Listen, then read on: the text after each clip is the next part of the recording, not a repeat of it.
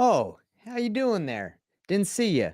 I know why you're here this week. You're here for Nathan Payne's Wholesaling Story Time, Tales from the Trenches. And we got another doozy for you this week, everybody. Now, if you haven't been watching this series of me telling you how I got started in wholesaling with zero knowledge of wholesaling or real estate, didn't have any money, started with $0 in my pocket. I've done hundreds of deals, over 2 million in wholesale fees, and I'm giving you the real, the raw. I'm giving you everything about it because a lot of the stuff on social media is fake. And I'm telling you exactly my journey from start to finish. We'll start to where it is right now of how it is to start a wholesaling company so you can see the ups and the downs. And I'm telling you, there's a lot of ups, there's a lot of downs. So today we're going to be talking about how I broke a partnership agreement in my first 6 months of wholesaling. And, it didn't end pretty. Unfortunately, the partner that we had broken up with still doesn't want to talk to us. I reached out, and I'm not going to say his name. We're not here to poo-poo on anybody, but I reached out maybe a year ago to say, hey man, I hope you're doing good. And no response, doesn't want to talk to me this very day. I thought I handled the partnership breakup pretty well, but you decide because you're going to see exactly how we did it. I'm going to explain the whole thing. And as you saw me reading earlier, this is the journal. I've been keeping a journal of my journey as a real estate investor since I started in 2018. I got 5 or 6 of these, and I document how the journey's going because I think it's important. So now I'm able to tell you guys this story so you can see for yourself. So wherever you're watching, tell me where you're watching from. It's important to me because I like to connect with the people that I talk to. So,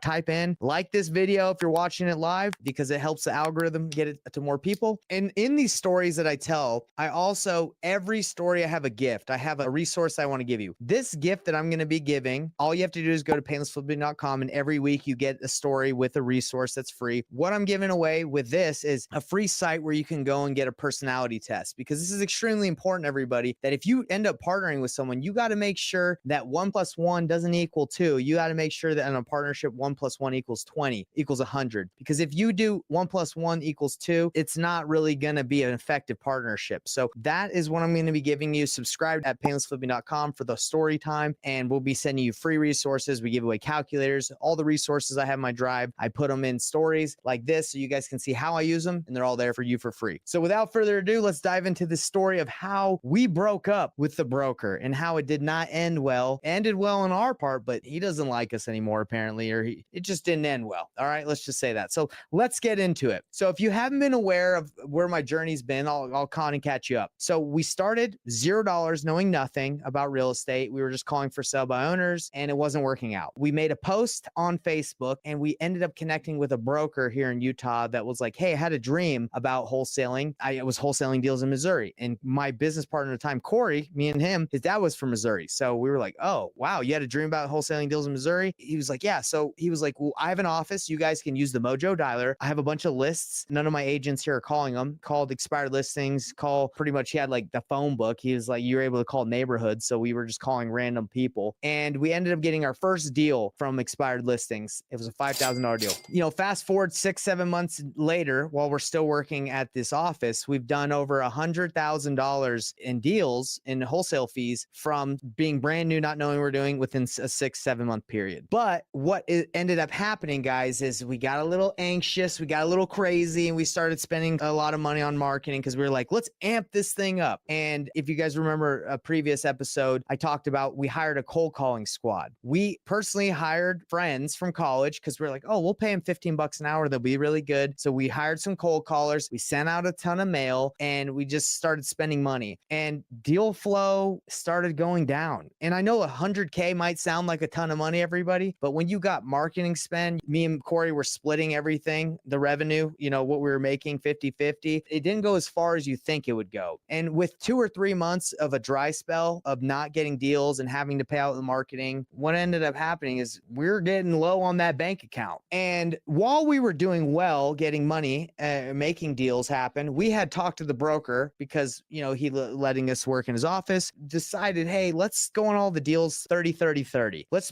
do a partnership. I'm already with Corey. Let's add add the broker in. Let's go 30, 30, 30. And we all thought we were going to take an equal load of everything. That's what I thought when I made the partnership. I was like, okay, everyone's going to do that. And that's the tough thing about partnerships is sometimes one person might not feel like the other guy's doing enough work when maybe they really are, or maybe they're not. It's a feeling you have. That's why you really have to trust who you're working with. And you got to have be on the same page and the same vision. So what it ended up happening is we partnered with the broker. He started getting 30% of the deals we were doing. And me and Corey were sitting back like, man, I feel like we're doing still all the work and he's still focusing on his brokerage. He's just kind of giving us some advice here and there and he's getting 30% of the deal. This is a bad deal we made to give away that much just for, someone to be involved in just asking them for advice to get 30% of the company. So we kind of felt like that for a while. And, what ended up happening is when we had the dry spell, when we had to fire our cold callers, our friends, we went to them and we were like, hey man, this isn't really working out.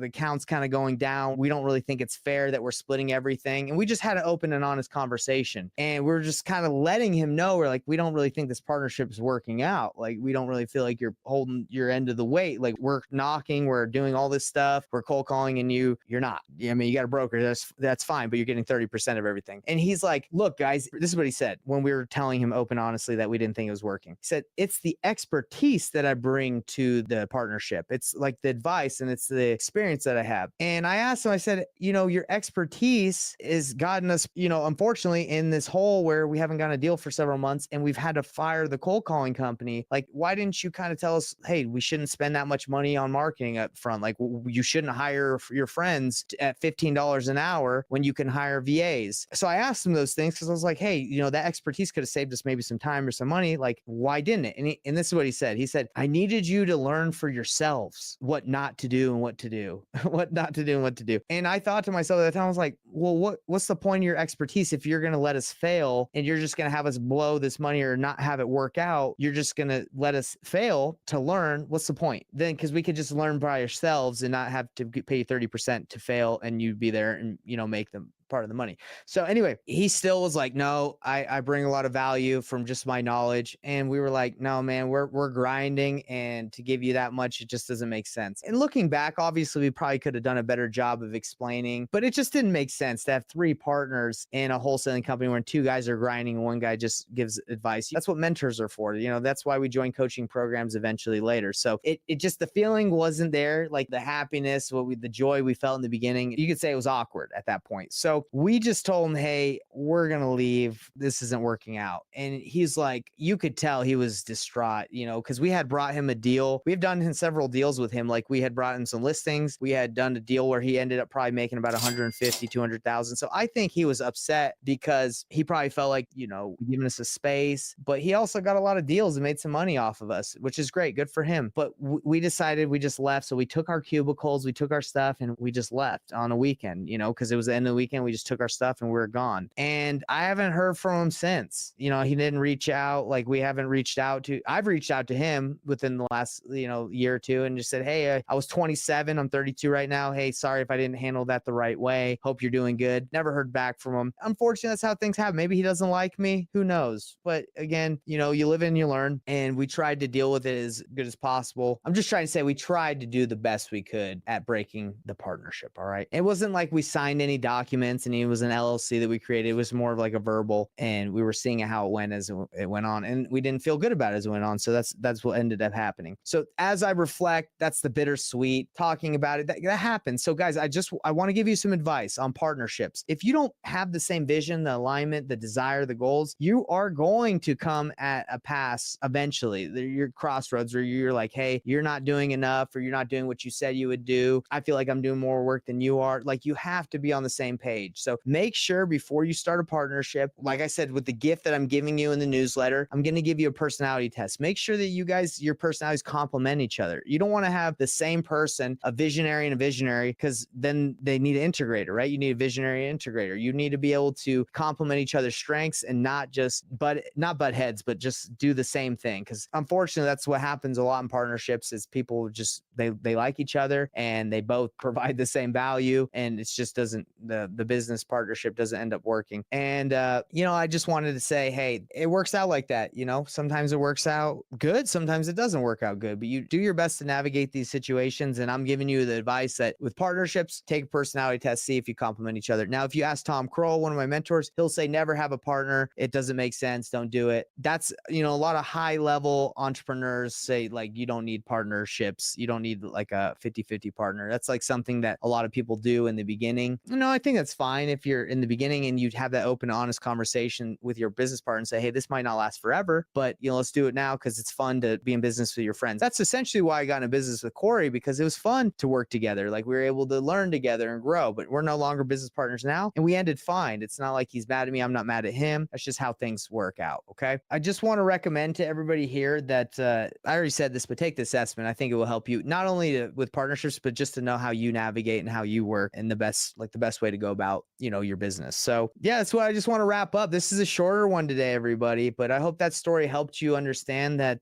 in my experience, 6 months in, I had to already break a partnership up. It didn't end as well as it, probably could have if I navigated it better. And there were some hurt feelings. Some tears were probably shed, not on my part. Maybe the broker cried a little bit. I remember the day after we told him we were thinking about it. The next day we saw him, he was not looking too hot. He was looking like he had not slept a wink. And that's not probably because of us, but maybe it was. Maybe he was tossing and turning, couldn't sleep because he's like, oh man, these guys are leaving and they're making me a lot of dough. Who knows? Maybe he's just like couldn't sleep. Maybe his he had back pain. Who knows? But the next day when we went and talked to him, it seemed like he was pretty distraught about it. But sometimes you got to have the hard conversations. Again, going back to what my mentor Tom Kroll says, he says you got to have the tough conversations. If you're not willing to have the tough conversations with your partner, do you really have a partnership? Do you really have a good relationship? You don't feel comfortable bringing up the uncomfortable things, and that's something I want you guys to all know. If you can't say things that make you feel uncomfortable to your partner, don't even think about getting a partnership. You got to be able to have the conflict, the trust. You got to be able to just get raw and dirty and say, hey, this is what I think's going on. You can't just hide your feelings. It's like a marriage. You got to be honest. You got to be true. You got to tell the truth, or it's probably not going to work out because, you need truth. You can't lie. Lying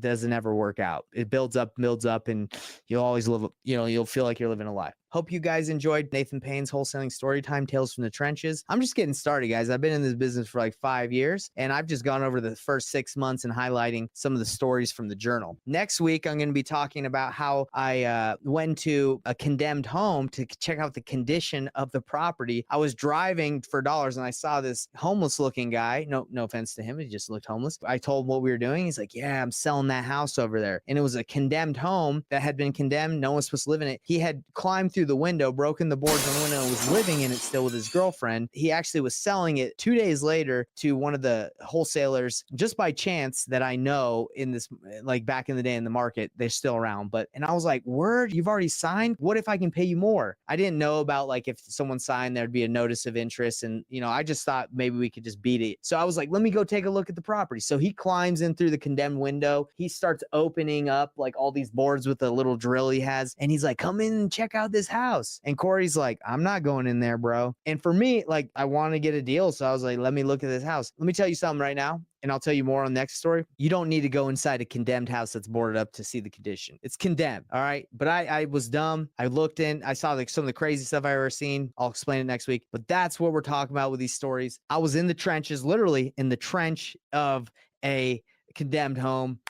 I probably still got the video somewhere. I don't know what I was thinking, but stay tuned for next week. Hey everybody, what's up? It's Nathan Payne, and for the first time ever, we just released this insane training bundle that has literally everything that I've learned from doing a combined 4,000 deals in real estate, all from starting with absolutely no previous business background experience or any real estate experience. Plus, there's over $19,000 worth of free gifts that we're throwing in, all for an insanely low price. If you want to get your hands on this, be sure to click the first link on